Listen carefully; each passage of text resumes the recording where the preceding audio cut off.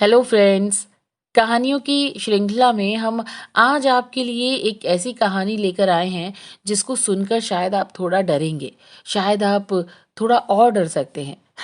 शायद आपको रात में नींद भी ना आए। लेकिन आप एंटरटेन ज़रूर होंगे। तो लव यू ज़िंदगी पर आज की कहानी रहस्य का पहला पार्ट मैं आपके लिए लेकर आई हूँ, बबीता जैन। और इस कहानी को लिखा है हमारी ही टीम मेंबर प्रियंका ने। तो दोस्तों, अगर आपको ये कहानी पसंद आए तो आप हमारे चैनल लव यू जिंदगी को सब्सक्राइब जरूर करिएगा और हाँ, शेयर कर सकते हैं अपने दोस्तों को और लाइक भी करिएगा। कमेंट करके ये जरूर बताइएगा कि आपको ये कहानी कैसी लगी और आपको इसके अगले पार्ट का इंतजार है या नहीं है। आइए शुरू करते हैं कहानी।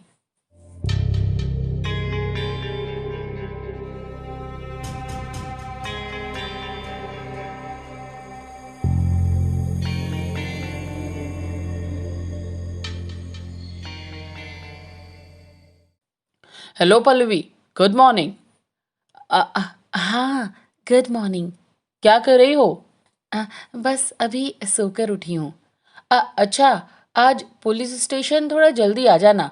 एक नया केस आया है। सर को उसके सिलसिले में कुछ बात करनी है। हाँ, ठीक है, आ जाऊंगी। मुझे साथ वाले पुलिस इंस्पेक्टर की कॉल आई थी। मैं 9 बजे पुलिस स्टेशन पहुंच गई। Good morning sir.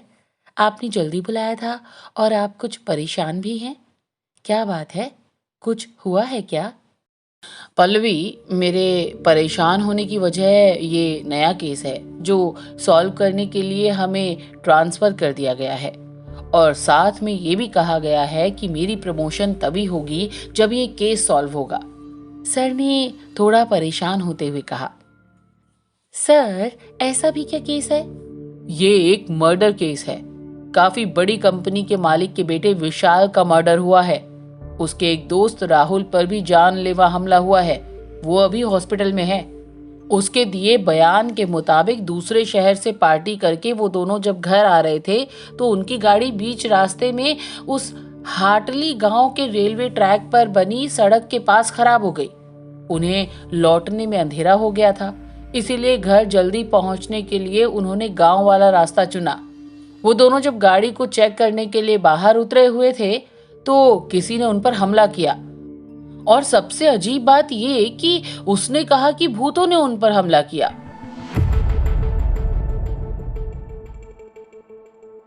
और उन्होंने ही विशाल को मारा है।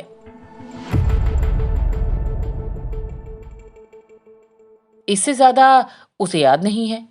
वो खुद भी बड़ी मुश्किल से झाड़ियों के बीच से बचकर भागा है। What nonsense! ये भूत कहाँ से आ गए? मैंने झल्लाते हुए कहा। अरे वही तो बात है, हमें भी कुछ समझ नहीं आ रहा है। जिस जगह पर मर्डर हुआ है वहां पे भी कोई सबूत नहीं मिल पाया है। और तो और भूतों ने गाड़ी भी जला दी। सर ने कहा। ये विशाल की पोस्टमार्टम से कुछ पता चला है? मैंने सर से पूछा। बस इतनी बात सामने आई है कि सिर पर जोर से डंडा या कोई लोहे की रॉड लगने से उसकी मृत्यु हुई है। मौका वारदात पर कोई डंडा, कोई हथियार, कुछ नहीं मिला है। वहां के लोगों का कहना है कि उस गांव में भूत प्रेत रहते हैं। उनका ये भी मानना है कि विशाल को भूतों ने ही मारा है। इतनी डिटेल है इस केस के बारे में। आगे हमें सॉल्व करना है। सर, आप क्या सोच रहे हैं? क्या किया जाना चाहिए? मैंने पूछा। ऑफिशियली जो पूछताछ की गई है अभी तक, उसकी डिटेल्स तो हमें मिल गई हैं। मेरे हिसाब से तुम्हें खुद वहां जाना चाहिए, पर तुम ऑन ड्यूटी मत जाना। किसी काम के बहाने या कुछ भी प्लान करके वहां जाना, ताकि किसी को शक ना हो कि तुम केस के सिलसिले में वहां आ गई हो। यस सर, मुझे भी यही रास्ता ठीक लग रहा है। हमारे पास इतना टाइम नहीं है कि अब शुरू से शुरुआत की जाए। 7 दिन बाद केस सीनियर ब्रांच को ट्रांसफर कर दिया जाएगा और मेरी प्रमोशन। इतना बोलकर सर रुक गए। प्रमोशन की बात सुनकर मुझे हंसी आ गई। मैंने कहा, सर कोई बात नहीं, मेरी पूरी कोशिश रहेगी इस केस को आखिरी नतीजे तक पहुंचाने की। वैसे भी ये भूतों वाली पहेली अब गांव जाकर ही सुलझ पाएगी।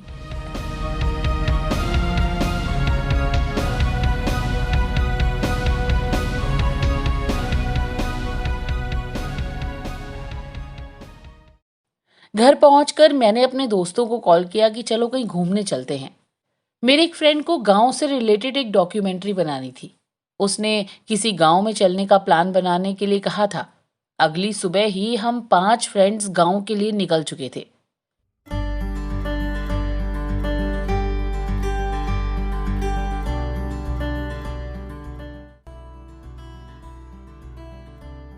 शहर से 50 किलोमीटर दूर इस गांव के बारे में भूतों की भी चर्चा थी और उतनी ही इस गांव की खूबसूरती की। करीब सुबह 11 बजे हम सभी गांव के गेट के सामने खड़े थे, जहां बोर्ड पर लिखा था, हाटली गांव में आपका हार्दिक स्वागत है। इस गांव की खूबसूरती किसी ने यूं ही बयां नहीं की थी। बहुत ही सुंदर लकड़ी से बने घर जिन पर नक्काशी की गई थी। गांव के हरे भरे खेत और सफेद थैलियों से उन खेतों में बनाए गए घास के पुतले, जिनसे लोग अपने फसलों को जानवरों से बचा पाते थे।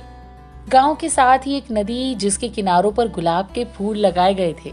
हरियाली से भरा ये गांव सच में अपने आप में बहुत सुंदरता समाये हुए था, और कुछ राज भी। अभी हमने गांव में एंटर किया ही था कि वहां पर एक छोटी सी दुकान थी, जिस पर बहुत सी मालाएं, ताबीज और पूजा का सामान रखा था। उस दुकान वाले ने हमें अपने पास बुलाया और हमारे काम के बारे में पूछा कि यहाँ क्यों आए हो। हमारे बताने पर कि गांव को लेकर कुछ प्रोजेक्ट बनाना है, यहाँ की जीवन शैली, यहाँ का रहन सहन, इन सभी को मिलकर, इसीलिए हम यहाँ आए हैं। उसने हमें गांव के प्रधान जी के पास जाने के लिए कहा और रास्ता भी बता दिया। अभी जाने को हुए ही थे कि उसने हमें तुलसी की माला खरीदने के लिए कहा।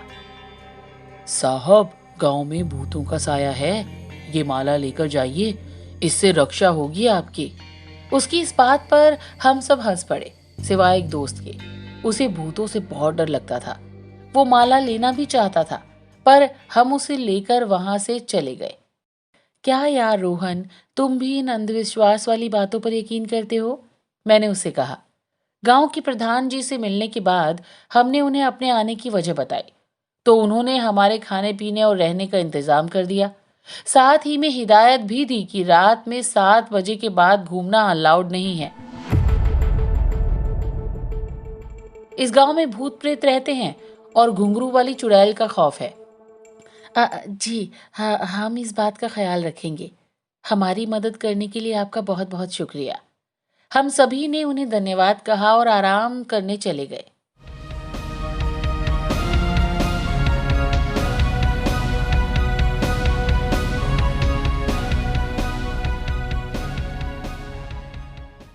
मैं यहाँ इन्वेस्टिगेट करने आई थी।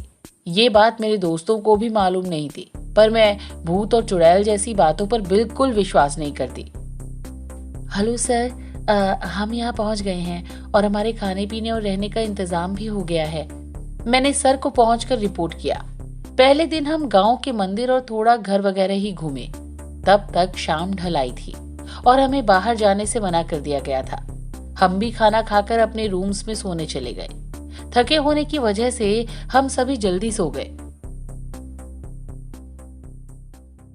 अगली सुबह हम पूरे गांव में गए, वहां की फोटोज खींची और लोगों से बात की, जिससे हमें भूतों के बारे में कुछ और पता चल सके कि उस ट्रेन की पटरी वाली सुरंग से कभी कभी रात को अजीब सी आवाजें आती हैं, कभी किसी के जोर से रोने की, कभी किसी के हंसने की। उन्होंने घुंघरू वाली चुड़ैल को देखा नहीं था, पर जिनका कभी सामना हुआ भी था तो उनका कहना था कि वो हमेशा घुंघरू पहने रहती है, पुरानी सी लाल रंग की साड़ी और खुले बाल रखती है। उसके लंबे लंबे नाखून हैं जिससे इंसान को मारकर खा जाती है। और उसका चेहरा कैसा है? रोहन ने थोड़ा डरते हुए पूछा। वो देखने में बहुत भयानक है। उसकी काली आंखें हैं, चेहरे पर झुर्रियां पड़ी हैं, अक्सर उसका चेहरा बालों से ढका रहता है। अच्छा, चुड़ैल भी बहुत फैशनेबल है। लाल साड़ी, घुंघरू, अपनी खूबसूरती का ख्याल रखती है। मेरी फ्रेंड साक्षी ने धीरे से हंसते हुए हम सब से कहा। खाना खाकर हम सब सोने आए तो आज गांव को खिड़की से देखा। दिन में ये जितना खूबसूरत लगता था, रात में उतना ही डरावना। खेतों में लगे पुतले ऐसे चमक रहे थे जैसे किसी को अपने पास बुला रहे हों। सभी घरों के दरवाजे बंद होने और रात में लोगों की चहलकदमी न होने की वजह से ये जगह बिल्कुल वीरान सी लगती थी। चांद की रोशनी में नदी के पास लगे लाल गुलाबों की छाया से नदी लाल दिखाई पड़ती थी। मैंने खिड़की बंद की और अपने दोस्तों के पास चली आई। आज हम सभी दोस्त सोने से पहले थोड़ी देर मूवी देखने वाले थे कि तभी सामने की दीवार से एक साया सा जाता हुआ दिखाई दिया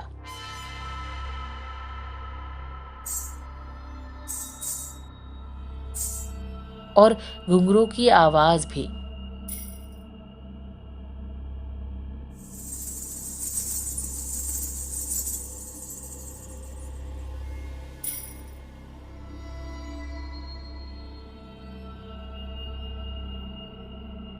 रोहन ने सबको चुप कराते हुए साय को देखने और घुंघरू की आवाज सुनने की बात कही। वो बुरी तरह डर गया था और दुकान से माला ना लेने की बात पर गुस्सा हो रहा था। सभी ने उसकी बात का मजाक बनाया और किसी साय के दिखने और घुंघरू की आवाज सुनने से इनकार कर दिया। मैंने भी मना कर दिया था और उससे कहा कि वो तुम्हारा भ्रम है, गांव वालों की बातों को ज्यादा मत सोचो। बड़ी मुश्किल से समझाया उसे और बाद में वो सबके साथ मूवी देखने लग गया। पर मैंने भी उस साय को देखा था और घुंघरू की आवाज भी सुनी थी। मैं उस साय के पीछे जाने लगी। एक घर छोड़कर जो मुझे दिखा, मैं खुद भी थोड़ा डर गई थी। मुझसे कोई 10-12 कदम आगे चल रहा था, लंगड़ाते हुए, लाल साड़ी पहने, बिखरे हुए बाल और घुंघरू। उसके चलने के साथ ही आवाज हो रही थी, छन छन छन। मैं उसके पीछे चल ही रही थी कि तभी पीछे कुछ गिरने की आवाज हुई। पीछे मुड़कर देखा तो बिल्ली थी, जिसने दीवार के साथ टिकाए डंडों को गिरा दिया था। जब तक फिर से उस साय या यूं कहें घुंघरू वाली चुड़ैल के पीछे जाने लगी तो वहां से वो गायब हो चुकी थी। यहाँ वहां काफी देखा पर कहीं दिखाई नहीं दी। कहाँ गई होगी? उसे ढूंढ ना पाने की वजह से मैं कमरे में वापस लौट आई थी। सभी सोने चले गए थे और मैं सोते हुए सोच रही थी कि वो क्या था, सच था या कोई भ्रम? क्या भूतों और चुड़ैलों का गांव में होना सच्ची बात थी? क्या विशाल का मर्डर सच में उन्होंने ही किया था? अक्सर होता ही है, जब ये बातें हमारे दिमाग में घर कर जाती हैं तो हमें उन चीजों पर भी यकीन होने लगता है जो असल में होती ही नहीं है। मेरे साथ भी यही हो रहा था। गांव वालों की बातें मुझे सच्ची लग रही थी और थोड़ा डर भी लग रहा था। सवालों की इस उधेड़बुन में मुझे कब नींद आ गई पता ही नहीं चला।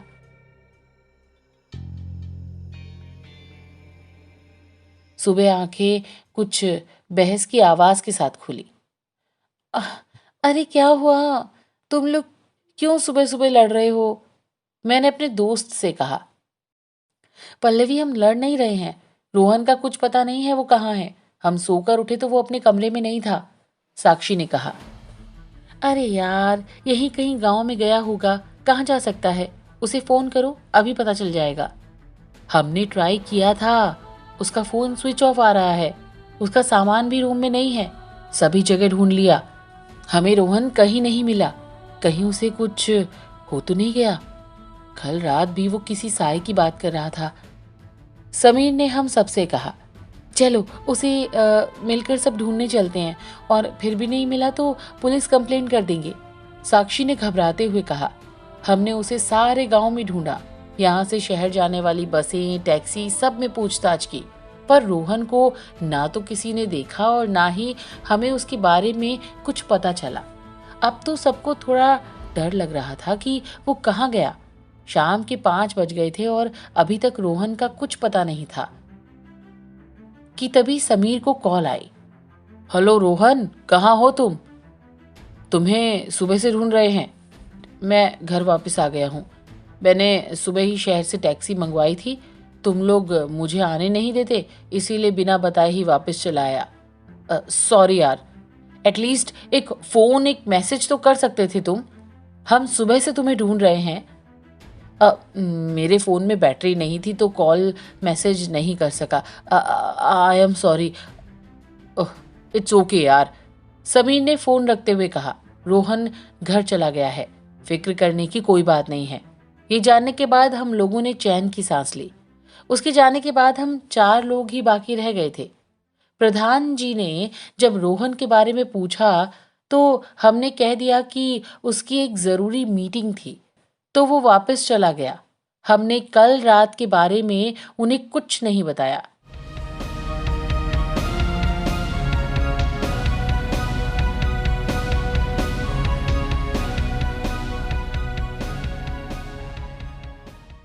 इन्वेस्टिगेशन की हर दिन की रिपोर्ट में सर को दे रही थी। हेलो सर, अभी तो कुछ सुराग हाथ नहीं लगा है, पर कोशिश जारी है। ओके, ठीक है। तुम जांच कंटिन्यू रखो, सर ने कहा। पल्लवी, आज हम ट्रैक के पास जाएंगे। अब तो रोहन भी यहाँ नहीं है, तो हमें कोई दिक्कत भी नहीं होगी, समीर ने डिनर करते हुए कहा। हाँ ठीक है, सबकी सो जाने के बाद हम चलते हैं वहां पर। खाना खाकर और सबके सो जाने के बाद करीब 11 बजे हम गांव के उस रेलवे ट्रैक वाली सुरंग की ओर जा रहे थे।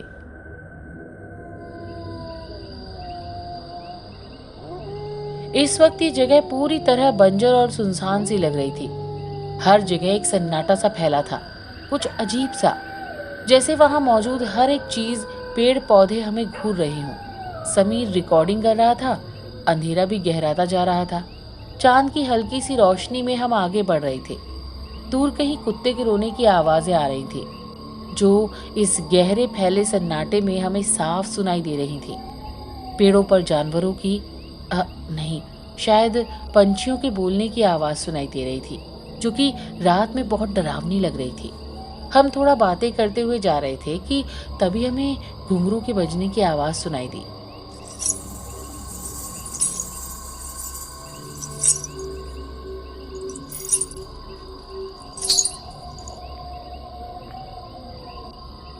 सभी एकदम चुप हो गए।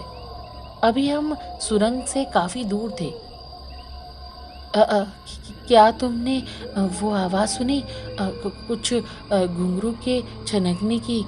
साक्षी ने थोड़ा डरते हुए हम सबसे पूछा। हम कुछ कहते तभी सूखे पत्तों पर किसी के चलने की आहट हुई। कौन है? कौन है वहां पर? आदित्य ने पूछा। अरे शायद किसी जानवर के चलने की आवाज है, मैंने कहा और आगे बढ़ने लगे। हम रेलवे ट्रैक पर खड़े थे, सुरंग के बिल्कुल सामने। सुरंग में थोड़ी रोशनी थी।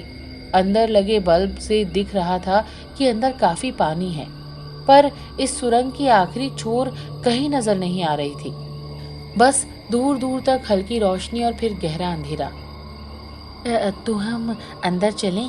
मैंने अपने दोस्तों से पूछा। हाँ चलो चलते हैं, यहाँ कोई भूत नहीं है, उन सब ने कहा। कल रात के हादसे से मुझे भी थोड़ा डर लग रहा था, पर इन्वेस्टिगेशन के लिए कुछ सबूत मिल जाए और सुराग हाथ लग जाए, इसीलिए मैं सुरंग में सबसे आगे चल रही थी। पटरियों पर ध्यान से पांव रखते हुए हम अभी सुरंग के आधे रास्ते में ही पहुंचे थे कि तभी लाइट अपने आप ऑफ ऑन होने लगी। सुरंग के अंदर बहुत सी रोने की, चीखने की आवाजें गूंजने लगी।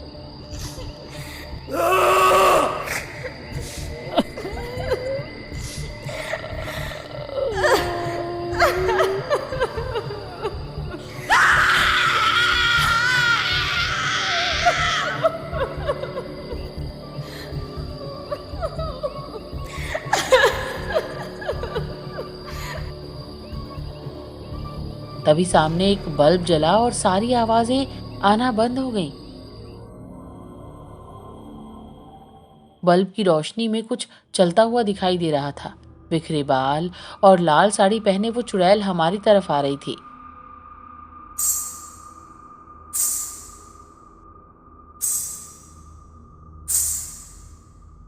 और यह आवाज सारी सुरंग में गूंज रही थी।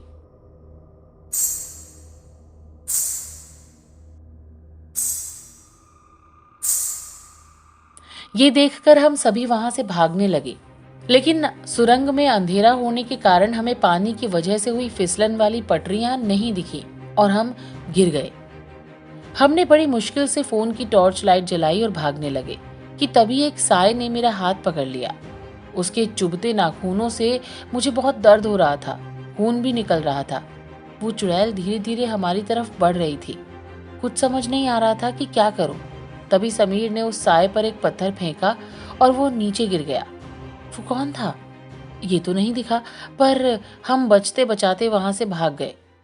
हम सभी ने रूम में पहुंचकर दरवाजा अंदर से बंद कर लिया। हम बुरी तरह से हाँफ रहे थे। तभी हमने एक दूसरे की तरफ देखा। हम हैरान हो गए। हम ट्रैक पर 4 लोग गए थे और वापस सिर्फ 3 आए थे। मैं, साक्षी और आदित्य।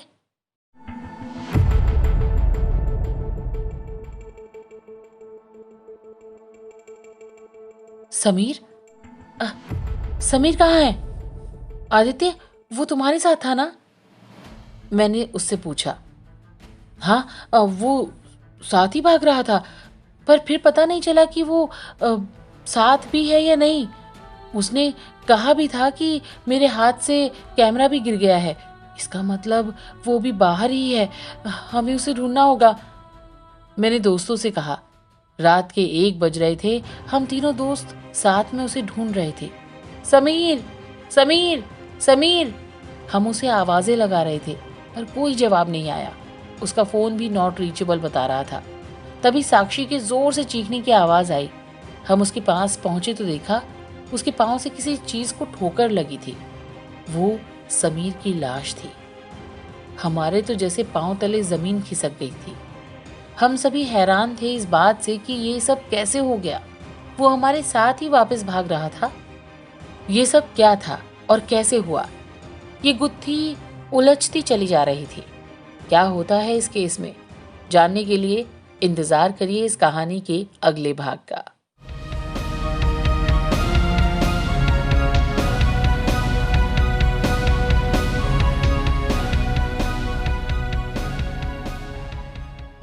तो फ्रेंड्स, अब इसके अगले पार्ट के लिए आपको थोड़ा सा करना पड़ेगा वेट, लेकिन एज यूजुअल जाने से पहले आपसे ज़रूर बोलूँगी कि हमारे चैनल लव यू ज़िंदगी को सब्सक्राइब कर लीजिएगा। ये बेल आइकन जो है उसको प्रेस कर दीजिएगा, ताकि जब भी हम अगली बार आएँ आपको पता चल जाए। और डेफिनेटली आपको इस कहानी को आगे सुनने की जो क्यूरियोसिटी है वो आपको ज़रूर खींच लाएगी हमारे इस चैनल तक। तो कमेंट शेयर ज़रूर करिएगा, और हाँ, लाइक अगर अच्छा लग रहा है तो करिएगा, लेकिन कमेंट करके हमें बताइएगा कि हमारी कहानियाँ आपको कैसी लग रही हैं, हमारा जो ये चैनल है वो आपको कैसा लग रहा है। सुनते रहिए लव यू ज़िंदगी।